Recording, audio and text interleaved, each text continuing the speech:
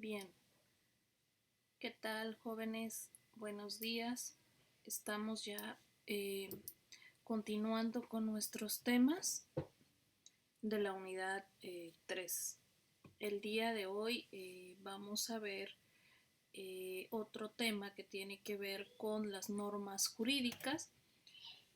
Como recordarán, en la sesión anterior, o bueno, la semana pasada, vimos lo que corresponde a las normas jurídicas, dimos un repaso por las diferentes normas. Aquí podemos ver, por ejemplo, los distintos órdenes normativos, vimos en qué consiste el deber, el derecho, vimos también cómo nace el deber jurídico, las responsabilidades que tiene la persona, la diferencia entre moral y deber jurídico, los diferentes tipos de deber jurídico, que es una norma, y naturalmente los tipos de normas que vimos, que básicamente iniciamos con las normas morales, religiosas, de tracto social, y finalmente vimos las normas jurídicas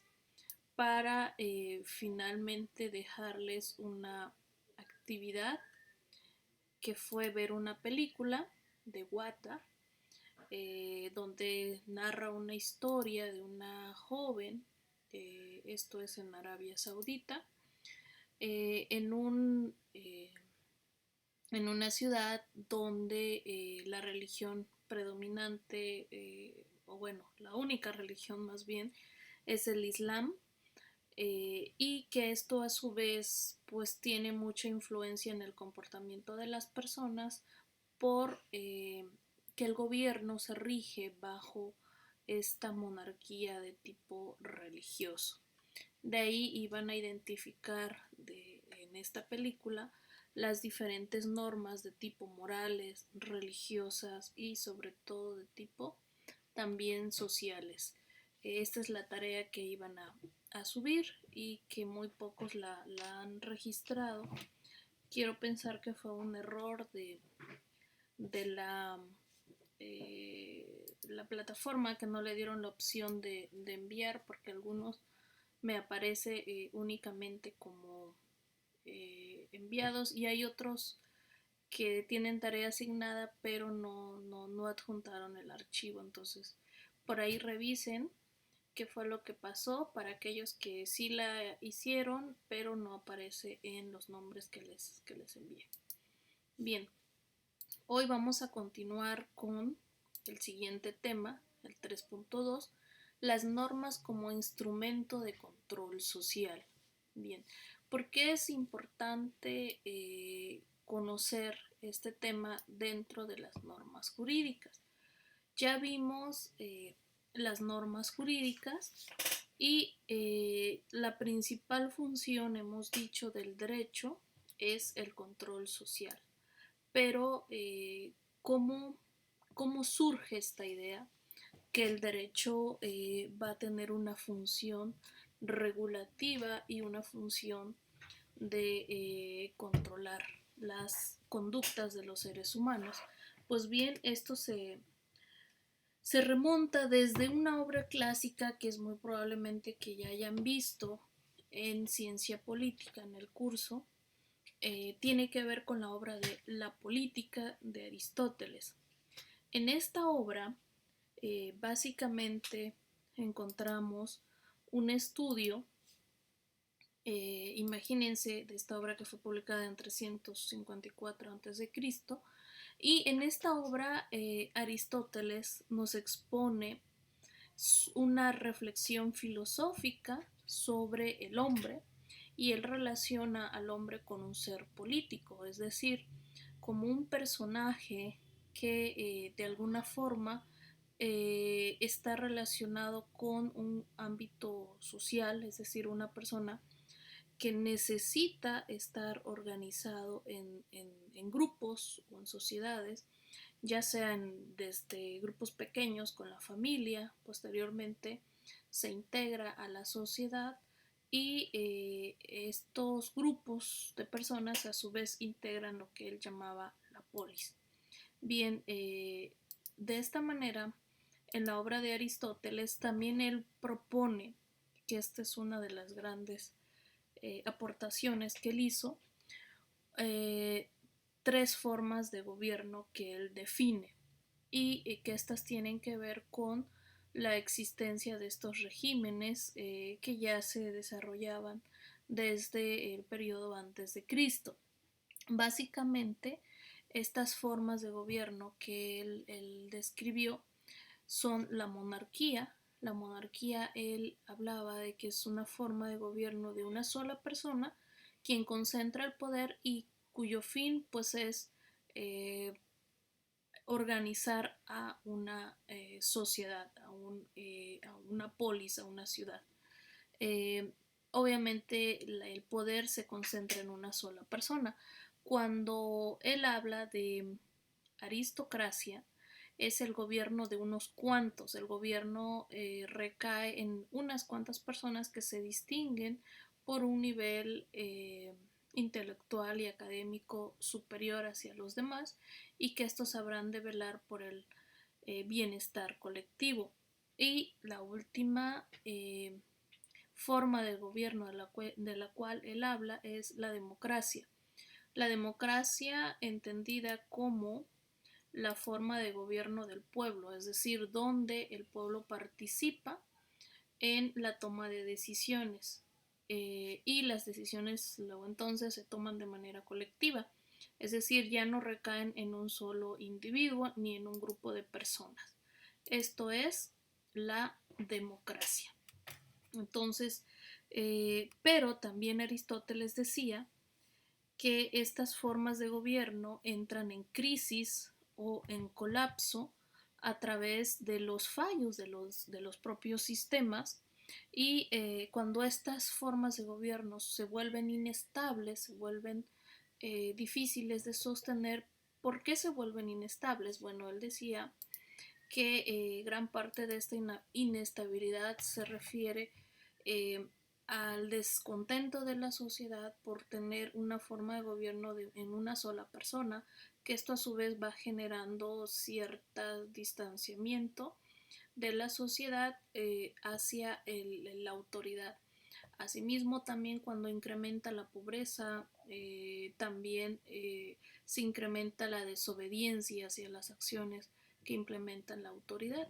Entonces, estas formas que surgen posterior a la inestabilidad de las formas de gobierno pueden provocar estados distintos. Por ejemplo, una monarquía, es decir, la persona que concentra el poder de manera unitaria, puede volverse en un tirano cuando las decisiones que toma ya no son en beneficio de la colectividad, sino de manera individual, sino cuando busca su propio beneficio.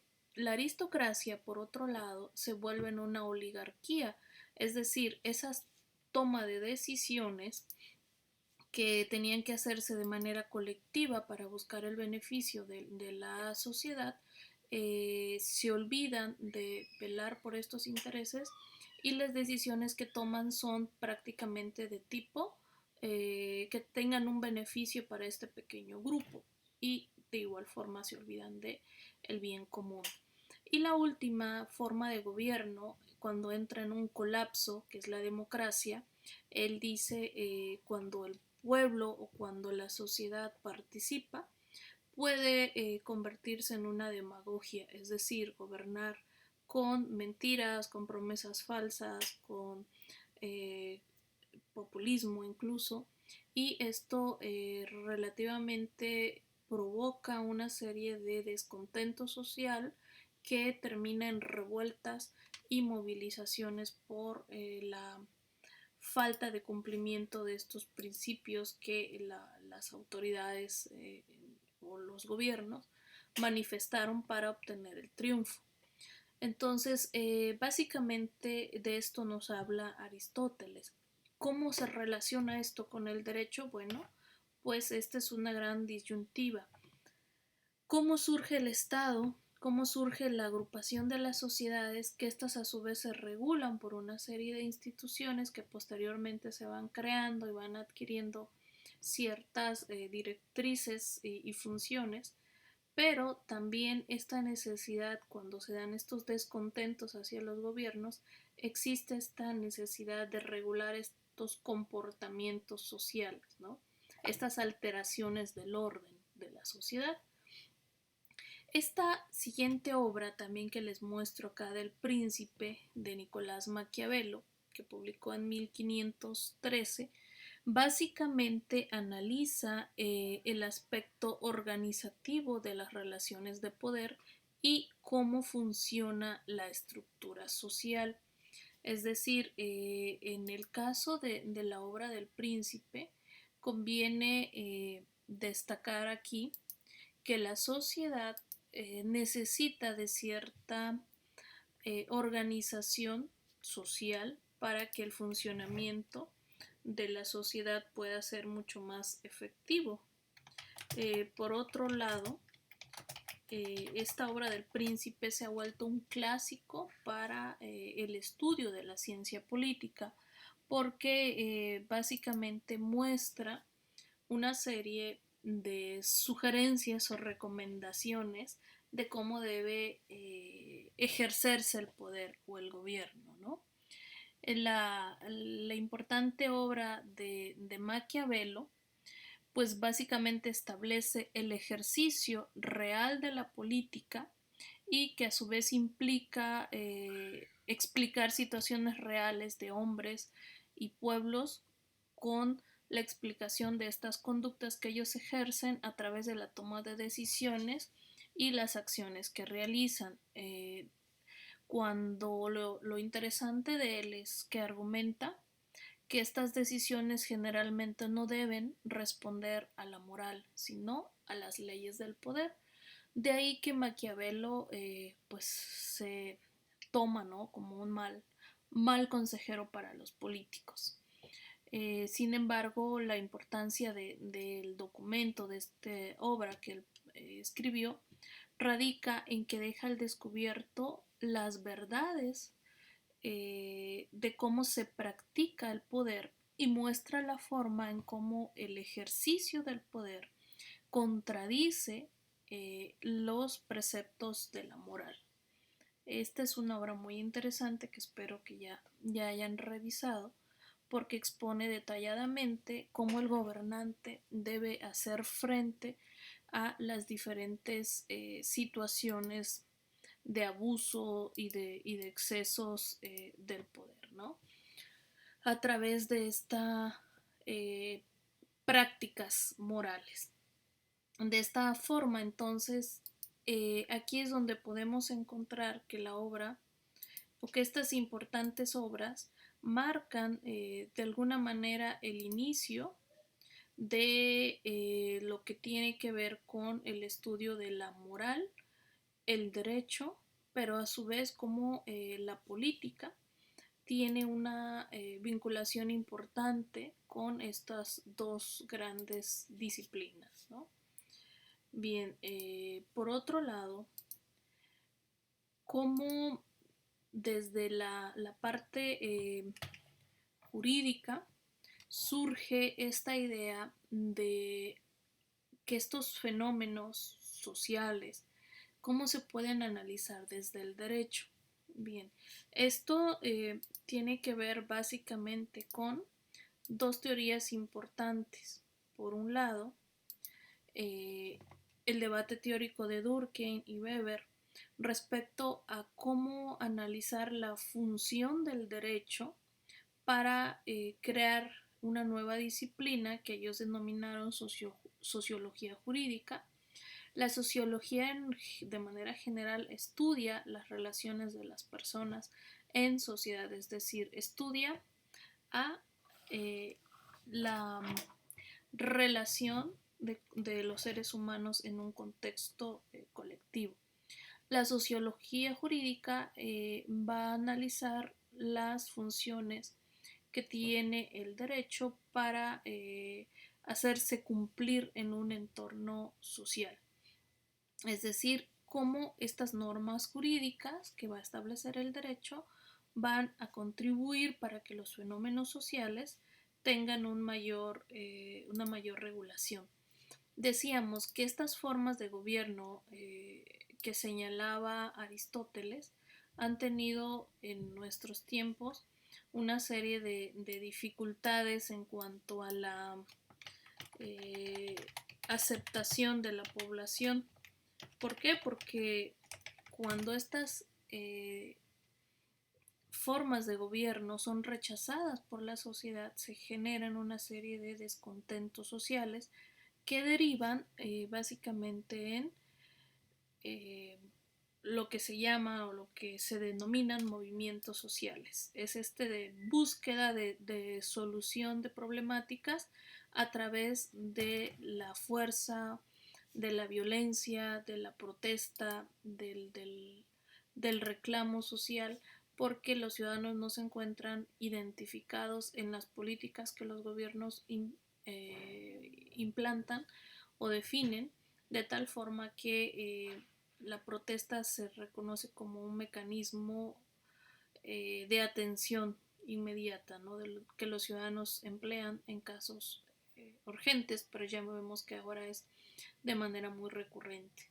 Entonces, la sociología jurídica entra precisamente en este estudio, en este momento de encontrar cómo el derecho va a contribuir a resolver estos problemas. La sociología jurídica es una de las disciplinas más recientes de las ciencias sociales que está en fase de desarrollo, de construcción y que abona mucho al estudio del derecho, porque básicamente no se puede entender el derecho sin los comportamientos sociales. Bien, en este sentido entonces, ¿qué es control social? ¿O qué vamos a definir por control social? Este es el concepto, digamos, más importante en este tema. Por control social se define como el conjunto de los medios y de los procedimientos por medio de los cuales un grupo o una unidad social encamina a sus miembros a la adopción de los comportamientos, de las normas, de las reglas de conducta, en una palabra, de las costumbres que el grupo considera como socialmente buenas. Esta es la definición que nos da este sociólogo francés Viroux. Entonces, el control social no es una sola acción, sino varias acciones, mecanismos a través de los cuales se busca que un grupo social, es decir, una colectividad, una comunidad, un espacio territorial, tengan esta serie de disposiciones bajo las cuales habrán de regir sus acciones con la finalidad de que no tengan alteraciones en el orden público. En este sentido, el control social va a ser el principal objetivo que persigue el derecho, pero también el control social es el estudio también esencial de la sociología jurídica, ¿no? Cómo estos lineamientos de orden que impone el Estado son aceptados por la sociedad y en qué casos hay resistencias, ¿no? Cómo se logra finalmente que la autoridad haga cumplir estos ordenamientos. Bien, ¿qué, ¿qué elementos van a integrar el concepto de derecho en relación al control social? Esto básicamente es lo que Weber describió a través de dos elementos importantes. El primero de ellos, el elemento del reconocimiento o de la legitimidad. Esto es, que se da cuando los individuos reconocen un orden como legítimo, orientado hacia sus comportamientos empíricos. Este elemento representa la aceptación del orden jurídico, es decir, el ciudadano acepta estas reglas y estas disposiciones y las asume y las respeta y las cumple. digamos que esto tiene que ver con el origen de estas normas, es decir, si pasaron por un proceso legítimo, si fueron avaladas por los representantes populares, entonces la sociedad las acepta cuando hay un nivel de confianza y de aceptación hacia la autoridad. También se puede dar el segundo elemento a través de la coacción. Esto implica que esta relación entre el Estado y los ciudadanos actúa en el nivel de las garantías de la legitimidad y de la eficacia del orden jurídico. La coactividad entonces aparece no como elemento constitutivo, sino como una característica exterior del orden jurídico, es decir, cuando no existe esta aceptación por parte de la sociedad, la técnica a la que el Estado recurre pues es la coacción, ¿no? En usar todos los elementos de la fuerza pública del Estado para hacer cumplir estos órdenes normativos y regulatorios de las conductas. Bien, por otro lado, entonces, ¿cómo va a ser el Estado para cumplir con estas prioridad de control social? Bueno, por un lado, estos mecanismos de ejercer el control social básicamente podemos identificar dos: los mecanismos o los medios informales y los medios formales. Los medios informales son aquellos que no están institucionalizados, como los medios de comunicación, la educación, las normas morales, etcétera, incluso la propia religión, los cuales no tienen una formalización a través de normas o leyes. ¿Qué significa esto? Bueno, que el Estado ejerce un control social indirecto, digamos, informal, a través de estos mecanismos como la educación. ¿Por qué? Porque la educación también se busca regular los contenidos que, por ejemplo, en educación básica se llevan a cabo. Esta regulación de contenidos también tiene que ver con lo que el Estado quiere que la niñez y la juventud aprendan. Si ustedes han observado, los libros de texto incorporan elementos de sustentabilidad, elementos ya de igualdad, de respeto de valores, pero también un tema muy arraigado que manejan los libros de texto es sobre la familia, cómo a los niños se les ilustra la integración social y cuyo núcleo como eje principal la familia.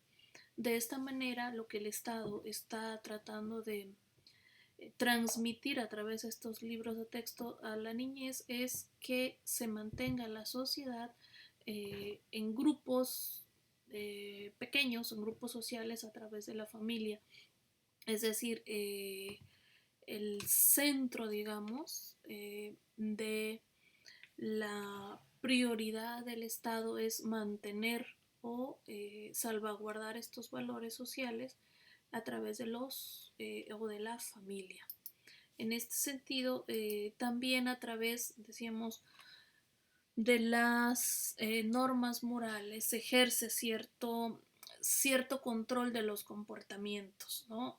¿Por qué? Porque se protege la identidad cultural, se busca que se respete la cultura, las tradiciones de los pueblos, de los pueblos originarios, y también que se respete estas técnicas que en estas comunidades se emplean para salvaguardar la seguridad o para otros temas que tienen que ver con usos y costumbres.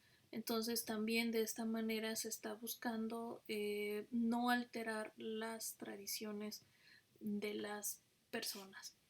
Eh, por otro lado, también existen los medios formales. ¿Cuáles son estos medios formales? Pues son todos aquellos mecanismos implementados a través de reglas y normas con apoyo del Estado y de las instituciones para regular la conducta que se desarrollan en la sociedad, pero que son las más apropiadas, digamos, para conservar el orden. ¿Cuáles serían los medios formales? Pues son las instituciones. ¿Cuáles? Las instituciones de administración e impartición de justicia, la fiscalía, a nivel federal, la procuraduría, eh, todas estas instituciones de gobierno que a su vez derivan de ella una serie de instancias menores cuya finalidad es seguir protocolos y procedimientos de atención de delitos o de conductas que han alterado el orden o que son contrarias a lo que se dispone por las normas jurídicas. En este sentido, el mecanismo o el medio auxiliar para hacer cumplir la ley, pues es la policía.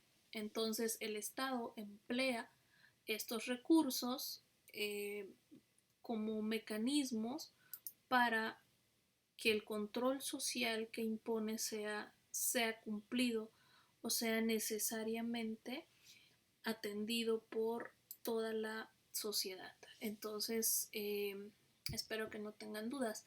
El control social básicamente van a ser, decíamos, el conjunto o todo este conjunto de acciones, ya sea formales, informales, decíamos, ya sea a través de la educación, a través, lo estamos viendo ahorita a través del control de los medios de comunicación, como con la pandemia hay medios de comunicación que piden que no se haga caso a las indicaciones de salud, como hay medios también que están en contra de las acciones que está implementando el gobierno. Entonces, son grupos de oposición que de alguna forma van a mantener ese estatus por cuestiones de tipo político o de rechazo a las ideologías actuales, y de esta manera entonces los medios de comunicación, cuando son contrarios a la política del Estado, pues van a estar siempre señalando una opinión en contra. Pero cuando los medios de comunicación son oficiales, van a reproducir y replicar lo que la autoridad establece. Entonces, estos medios generalmente contribuyen para afianzar esta ideología, estos roles y estos patrones de comportamiento que se busca conseguir desde el nivel de la política del Estado. Muy bien, vamos a seguir compartiendo los siguientes temas. Quise hacerlos cortos por tema para que no sientan pesado todo el texto. Pues enseguida les compartiré el siguiente tema que lleva mucha relación con este de control social. Cualquier duda estoy pendiente y no olviden revisar el tema de la tarea. Saludos.